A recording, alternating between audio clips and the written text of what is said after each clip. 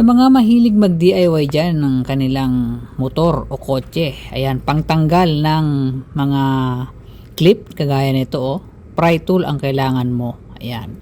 Kagaya nito, tatanggalin ko tong ceiling kasi mag-install ako ng ng back camera. Ayan napakahalagang meron kang ganito. Ayan, para madaling matanggal yung mga clip na yan. Ayan.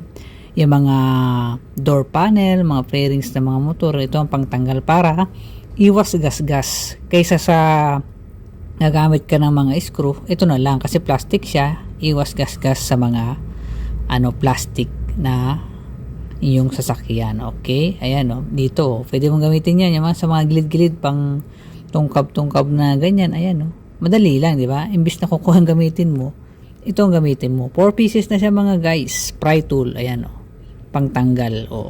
Dali lang kagaya to clip. Di ba? Ganun lang paggamit yan. Kaya nandyan lang yan sa basket. Click nyo lang yung link dyan. Para mapadali ang inyong pagdi-DIY. Ayan Hindi magagasgas ang iyong kotse or motor. Ayan Thank you for watching everyone. Check out na kayo. Thank you.